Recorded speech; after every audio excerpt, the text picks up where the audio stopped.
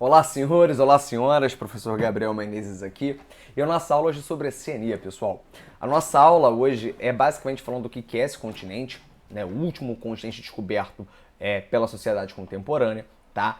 E aí nosso foco depois é em aspectos físicos. Então vamos lá. Para a gente falar de Oceania, eu preciso pelo menos te mostrar o que é a Oceania, tá? A Oceania é esse conjunto basicamente de ilhas, tá? Ele é oficialmente considerado um continente pelas suas questões culturais, econômicas, sociais, mas oficialmente falando é um conjunto de ilhas, tá? E aí observa que realmente dentro desses conjuntos de ilhas, o único lugar que a gente pode realmente considerar como um continente, dado seu tamanho, é a Austrália, tá? O restante são ilhas, algumas um pouco maiores, outras um pouco menores. E aqui nós temos destaque, tá? Nós temos que destacar, na verdade, a Austrália, a Nova Zelândia, tá? Papua Nova Guiné, Federação dos Estados da Micronésia, Ilhas Marshall, Ilhas de Salomão, tá? E ilhas de Samoa, Tonga, Ilhas de Fiji também, tá? Também a Nova Caledônia aqui da França, que são as ilhas mais importantes ali da região. Legal? Se você observar com calma essa imagem, você vai perceber que algumas ilhas têm, por exemplo, alguns nomes do lado, né? Nova Caledônia tem Fra Ponto, Tahiti tem Fra Ponto, Bora Bora Fra Ponto. É porque alguns lugares aqui, algumas ilhas, na verdade, não têm autonomia. Elas são parte de um país. Então, por exemplo, Tahiti, Bora Bora, Nova Caledônia são ilhas francesas, tá? Receberam uma colonização francesa. Por exemplo, aqui uma ilha que foi dominada pelos Estados Unidos, tá? Uma ilha aqui, por exemplo, que foi dominada pelo Reino Unido, enfim, tá? Ilhas da Nova Zelândia, uma da Austrália. Então, na verdade, tem a ver com a colonização que esses países receberam ao longo do tempo, né? E aí, assim, não dá pra falar de Oceania sem falar das bizarrias que tem na Oceania, né? Eu não vou falar de bizarria porque olha só que bicho maravilhoso, que bicho lindo, né? O canguru é um bicho realmente só existe dentro da Oceania, né? Agora, aranha de quase 40 centímetros de comprimento e morcego de mais de 1 metro, você só encontra, por exemplo, na Oceania, né? São coisas maravilhosas da Oceania. E aí, gente, vamos lembrar o seguinte, a Oceania tem uma regionalização dividida basicamente em 4 partes, tá? Melanésia, essas ilhas próximas aqui à Austrália. Eu tenho a Micronésia, as ilhas mais ao norte da Oceania. Eu tenho a Polinésia, tá? São as ilhas mais distantes da Oceania. Eu ainda tenho a Australásia, considerando países como Papua Nova Guiné, Austrália, Nova Zelândia, são os países mais importantes desse continente, tá? Há uma curiosidade sobre a Melanésia, né, que é aquela região ali mais próxima da Austrália, que se dizia que a população nativa, né, vale lembrar que inclusive essa região da Melanésia sofre com trabalho escravo, então uma grande influência afrodescendente nessa região, e que na verdade pela ocupação europeia, né, dado o fato de que no imperialismo, né, no século XIX, muitos países vão ocupar aquela região para explorar mão de obra, explorar mercado consumidor, aquela coisa toda, que a miscigenação teria dado origem a um tipo étnico muito característico da região, que é o negro com cabelo louro.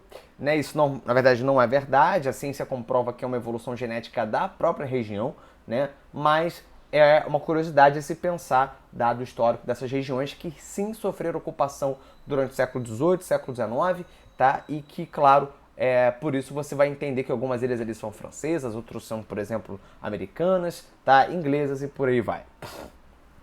A Micronésia, pessoal, o estado mais importante da Micronésia é os Estados Federados eu coloquei com Indonésia na imagem, tá? Mas esquece isso, é Micronésia. E a capital, por exemplo, Palikir, é uma capital linda, muito bacana, inclusive lembra muito Mônaco, né?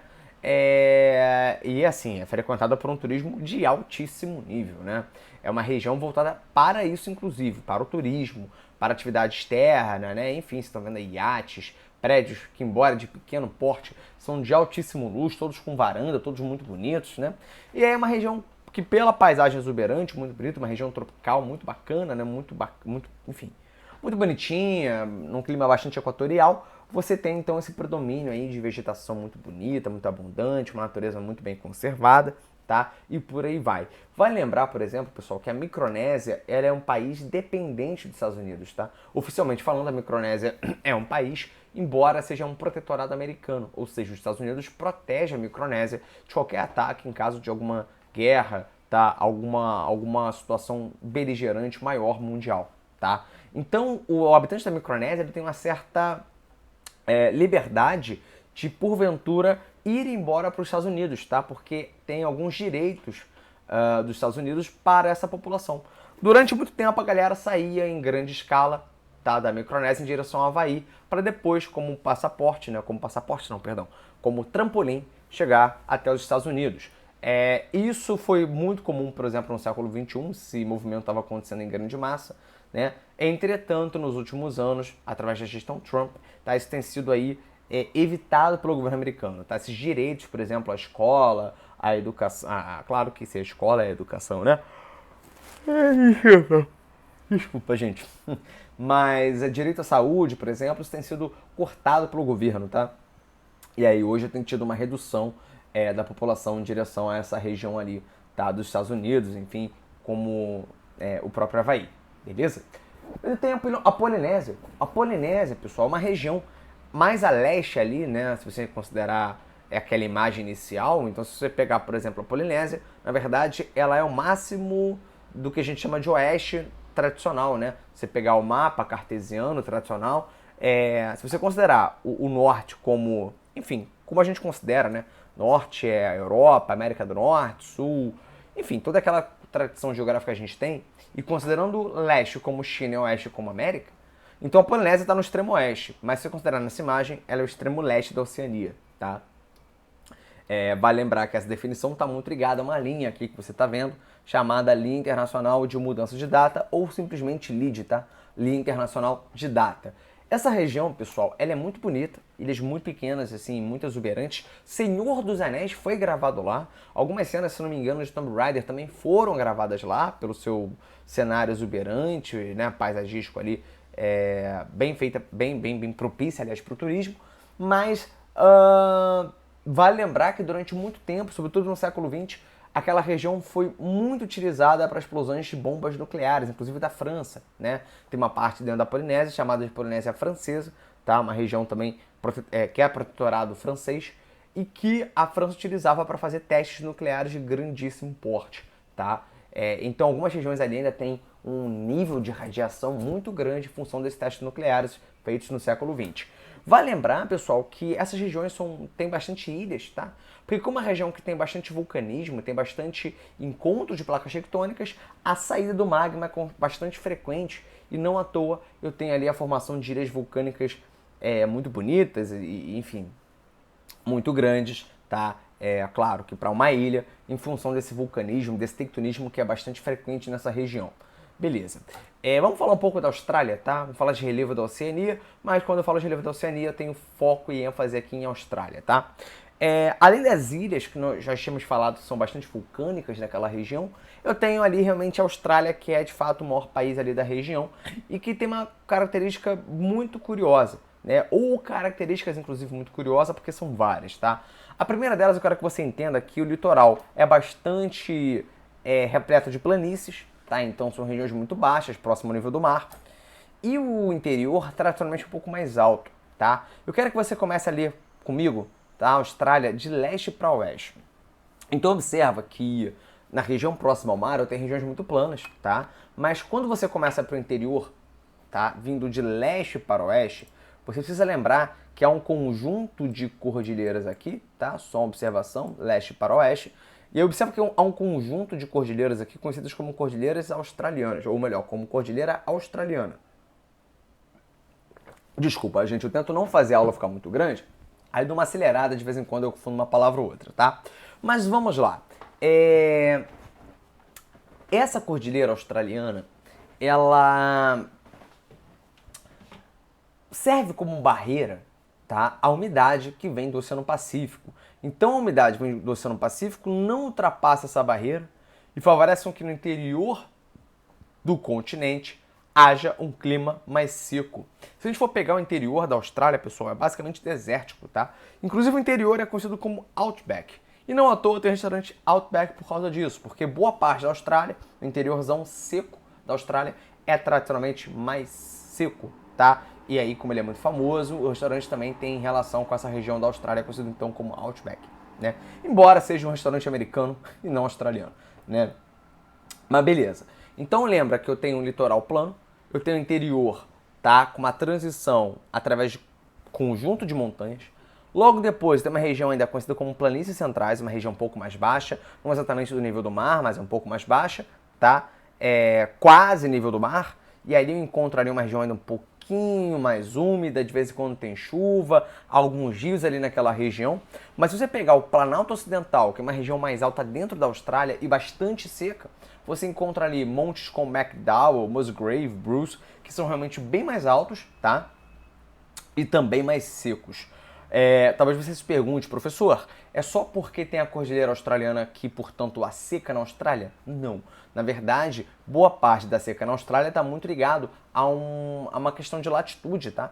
Regiões tropicais que passa, por exemplo, o Trópico de Capricórnio, deixa eu botar aqui uma caneta, tá? Que passa aqui, por exemplo, o Trópico de Capricórnio aqui nessa região, tendem a sofrer uma influência de alta pressão, de massas de alta pressão que agem como se fosse um ventilador na região, expulsando, tá, todos os ventos que entram aqui. Então, ao invés de entrar o vento do oceano em direção ao continente, eles saem e, portanto, é claro, não há chuvas dentro dessa região, tá? Lembrando, é claro, que aqui, nessa cordilheira, se por sua vez ela impede a entrada de chuvas, elas também favorecem o fenômeno conhecido como chuvas orográficas. São chuvas que batem nessa cordilheira, sobem a cordilheira, tá? E ao mesmo tempo que sobem, condensam pela temperatura mais fria da região mais alta e vão favorecer a precipitação, né? As montanhas favorecem, portanto, a precipitação, as chuvas, e aqui nessa região litorânea é bastante chuvosa, tá? Beleza, vamos lá então seguir adiante. Vale lembrar, pessoal, que esse interior, tá, do Outback, ele não é basicamente só uma questão desértica e, portanto, você deve imaginar pobre. Na verdade, muito pelo contrário, tá? Algumas regiões como Pilbara, tá aqui destacado no mapa, é uma região que tem uma tradição bastante desértica, bastante mineral, tá? Os dos maiores trens do mundo, operados pela BHP Billiton, estão muito ligados a essa região, tá? Onde os trens saem daqui e cruzam o deserto australiano em direção a Perth, por exemplo, tá? Onde eu tenho ali a exportação de minério de ferro para vários países do mundo, inclusive para a China, né? A Austrália é extremamente dependente hoje do mercado chinês, que ao crescer importa muito ferro da Austrália, né? Talvez você conheça um país muito parecido com a China, que é hoje o Brasil, que também exporta muito ferro para a Austrália. Hoje é uma das maiores riquezas da Austrália esse minério de ferro, tá? Se eu não me engano, hoje é o maior depósito de ferro do mundo, tá muito ligado. Não vou dizer que é o maior depósito de ferro do mundo, mas uma das maiores explorações hoje do mundo tá ligada à Austrália, tá? E aí quando você pega esse relevo, né, você pega essa imagem aí que você vê o deserto com um solo bastante avermelhado, você consegue imaginar o quanto de ferro ali, tá? Vale lembrar que na geografia, quanto mais avermelhado o solo, tradicionalmente mais ferroso ele é. Isso não é uma regra, mas é uma tradição e que, claro, como tradição, há exceções, tá? Vamos falar um pouco agora de hidrografia da Oceania, tá? Quando a gente fala de hidrografia da Oceania, eu preciso lembrar você que há uma pequena quantidade de rios nessa região, tá? Não há muitos rios, porque boa parte da Austrália é seca, né? As regiões mais a leste, elas tendem a ter um pouco mais de água, né? E vai lembrar que apesar da falta de água, eu tenho uma grande bacia, tá, de água subterrânea, mais para a região do litoral aqui, a leste do país, que eu vou inclusive conhecer como Grande Bacia Artesiana, tá? São basicamente poços de água que inclusive servem para alimentar a população e daí a sua fundamental importância dentro da Austrália, né? Se esse poço tá gigantesco, ele acabar, nós temos um grave problema, porque a população da Austrália começa a ter dificuldade com a água, né? Lembrando, gente, que muitos dos rios da Austrália estão ligados àquela cordilheira que eu tinha mostrado a vocês, de onde há nascentes de rios lá em cima, e eles tendem a seguir tanto para o litoral quanto para aquela região aqui das planícies centrais da Austrália, né?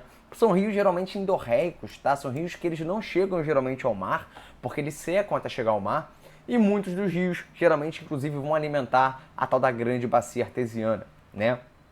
Então, alguns lagos aqui são fundamentais até para a captação de água dessa bacia, como, por exemplo, o Lago Erie, tá? Eu vou tentar te mostrar que é esse lago, tá? O Lago Erie.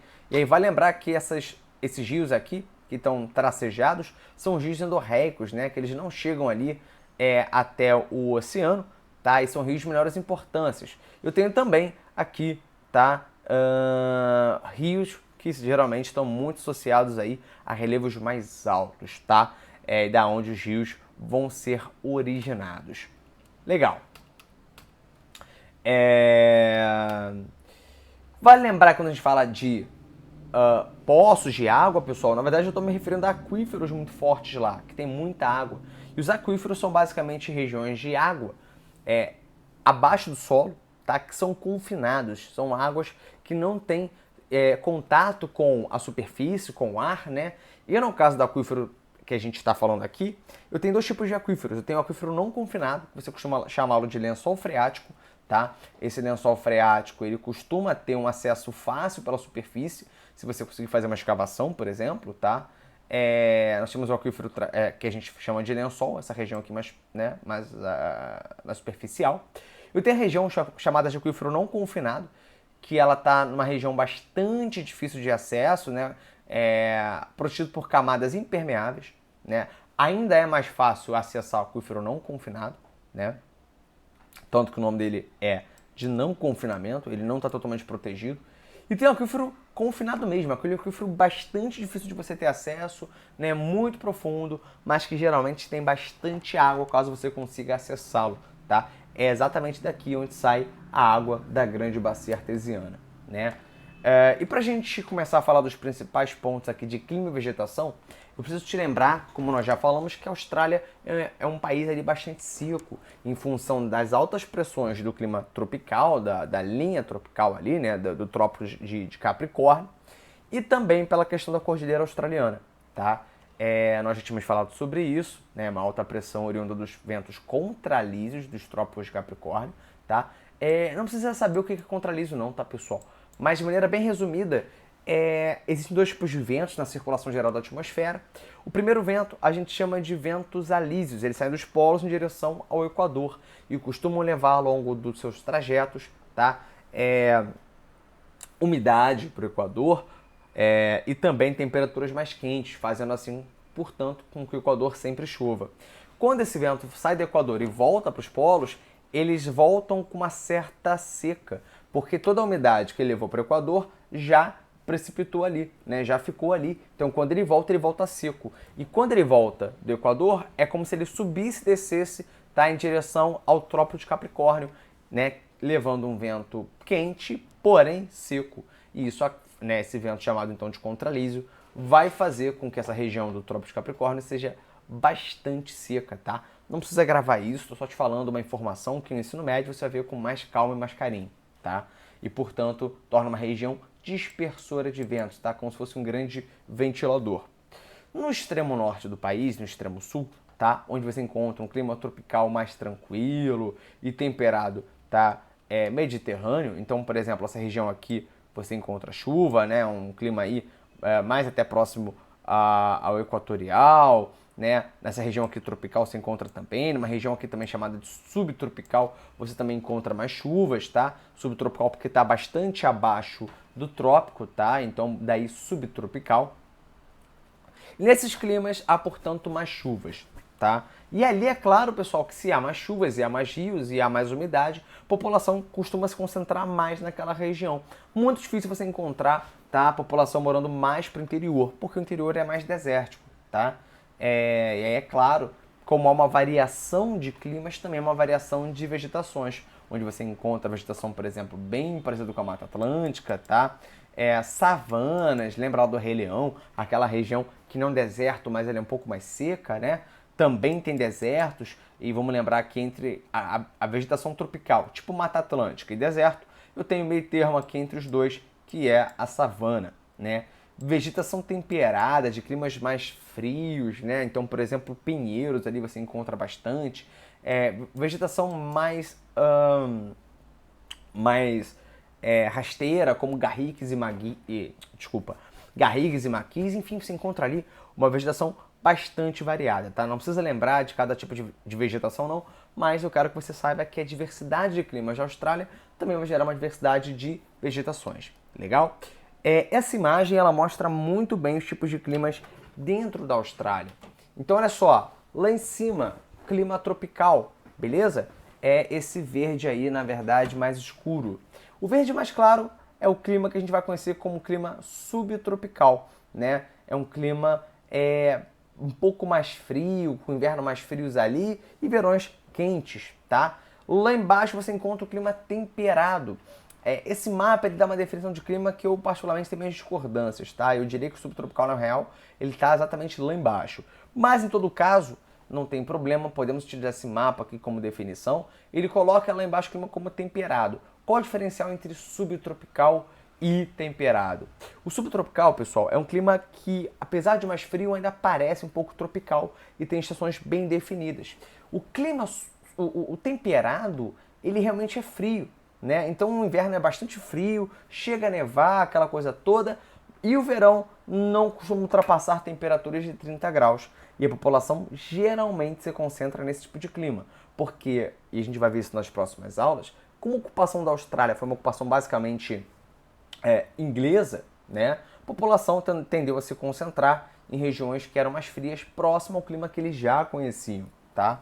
Aqui no interior você encontra uma região bastante desértica, né?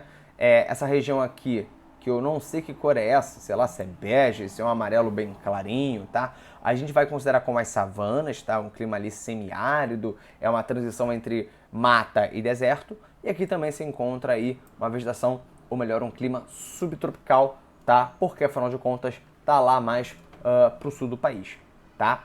Vale lembrar, pessoal, que ainda dentro daquela região ali, que é bastante quente, né? Embora tenha umas áreas, alguns momentos do ano, na verdade, que são mais frios, você encontra barreiras de corais fundamentais, tá, gente? Inclusive, um dos maiores corais do mundo está dentro da Oceania, que é esse coral aqui que você está vendo, tá? Hoje, há um grande receio dessa barreira de corais, tá? Serem prejudicadas porque todo o lixo lançado no oceano tende a parar em cima dessa região de grande vegetação subterrânea, né? No caso subterrânea não, mas marítima, né? E como essa região, como essas vegetações não são tão profundas, a tendência é o lixo parar ali, acumular em cima dos corais e, portanto, os corais, que são dos maiores biomas marítimos do mundo, tá? Com bastante reprodução de animais, etc., serem afetados por essa condição, tá? De jogarem lixo no mar, aquela coisa toda. Legal? Pessoal, então por hoje é só isso. Eu fiz aqui um grande resumo de Oceania, tá? Falei um pouquinho rápido para não ficar uma aula muito maçante. E eu espero ter anotado os principais pontos aí para ficar bem claro para você o que é Oceania, tá bom? Um abraço e até a próxima.